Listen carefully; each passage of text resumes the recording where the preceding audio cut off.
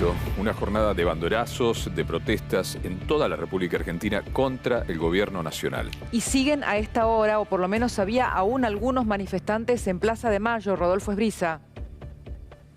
Así es, porque aquí en la Plaza de Mayo fue el punto de cierre de esta movilización que en Capital Federal tuvo su epicentro en el Obelisco. Y como vos decías, Cristina, una manifestación con muchos motivos diferentes, ¿no? Y básicamente concentrados en la negación a las medidas dispuestas por el gobierno nacional durante esta cuarentena. Los manifestantes marcharon después de congregarse en el Obelisco por Diagonal Norte hasta llegar a la Casa Rosada y finalmente, después de cantar el himno nacional, comenzaron a volver a sus casas.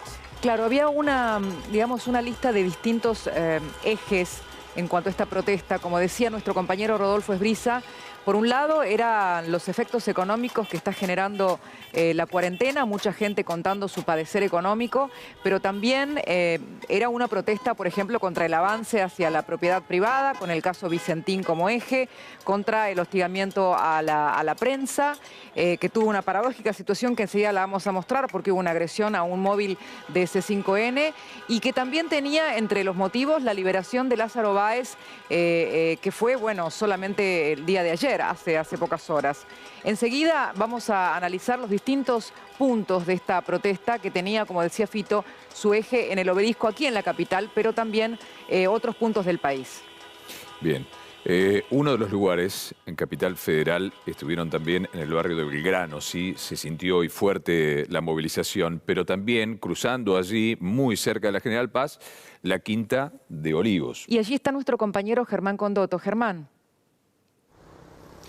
Cris, Rodi, acá la convocatoria también fue numerosa, todos estaban citados a las 4 de la tarde, fueron puntuales y se extendió esta movilización a lo largo de 2 horas. El tránsito sobre Maipú entre Malaber y Villat estuvo prácticamente cortado. Digo prácticamente porque solo pasaban los autos de los que se manifestaban tocando bocina, pero la mayoría decidió bajarse del vehículo, del auto con el que vino, y se manifestó con el barbijo puesto, mostrando carteles con distintas consignas en contra del gobierno, con banderas también de la República Argentina y cacerolas. Había una guardia policial frente al ingreso principal que está acá sobre la avenida Maipú, pero en ningún momento hubo disturbios, y cerca de las 6 de la tarde los manifestantes se empezaron a desconcentrar y volvieron a sus casas. Sí, una combinación que se veía también en el Obelisco, esta mezcla entre quienes iban a pie o decidían bajar y quienes se mantenían arriba de sus vehículos, también por dos razones. Primero, porque habían llegado, no tenían dónde estacionar, y la otra era protegerse,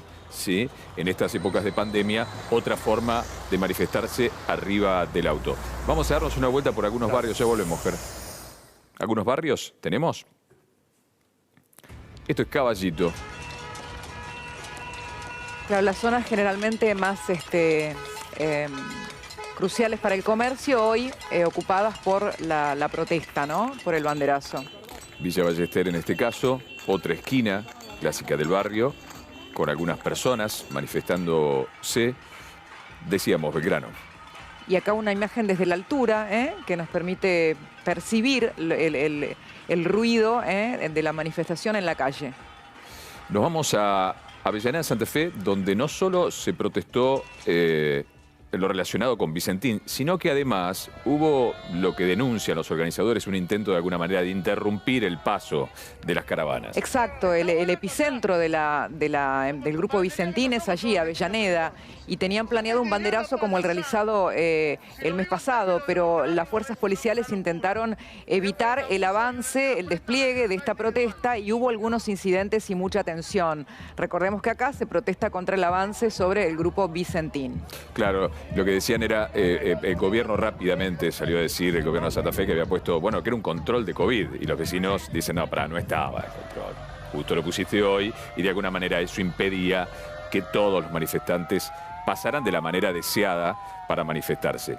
Vamos a darnos una vuelta por, en este caso, Rosario. Rosario, allí vemos la zona más céntrica de la ciudad, también con gran presencia de manifestantes en sus autos con banderas. Ahí tenés una mezcla, ¿no? Mar del Plata, sí, la misma mezcla. Algunos con vehículos, sí, en todos banderas argentinas, mucho. Quienes bajaban y quienes seguían en su vehículo. Una de las más populosas manifestaciones se registró en la provincia de Córdoba, ¿eh? En este caso vemos una caravana importante de autos con banderas, y esto es la provincia de Tucumán, que justamente la Plaza Independencia, hoy Tucumán es eje porque se recuerda allí la independencia argentina en el Congreso de Tucumán. Esta vez la plaza estaba ocupada por manifestantes. Y aquí la bellísima Salta, también en esa mezcla de ciudadanos a pie, en vehículos y detenidos. Acá en Neuquén, una cámara que nos permitió observar. Mira, mantienen la distancia lugares social los manifestantes allí en la marcha en Neuquén, fíjate, están a 2 metros cada uno. Hola, Rey. Hola, Rey, buenas noches. Hola, buenas noches, ¿cómo están? Bien, ¿qué evaluación haces? ¿Qué evaluación? Ante todo, me gustaría saber qué evaluación hizo el gobierno sobre la movilización, o si es que alguien ha hablado o se ha manifestado al menos en off, de las manifestaciones de hoy.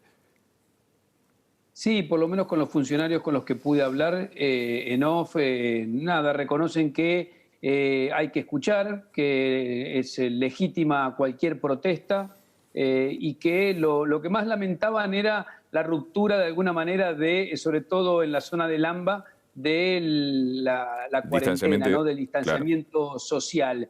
Y evaluaban también lo que se vio claramente hoy, ¿no? La mezcla grande de reclamos diferentes, ¿no? Por un lado, los que reclamaban contra la cuarentena, por otro lado, los que planteaban alguna preocupación real por lo que entienden es un avance contra libertades individuales, y también los opositores que aprovecharon y obviamente salieron a marcar su descontento con el gobierno nacional, ¿no? Lamentablemente, algunos incidentes que seguramente ahora vamos a detallar empañaron un poco, sobre todo la protesta en Buenos Aires, la agresión incalificable contra periodistas que estaban trabajando allí.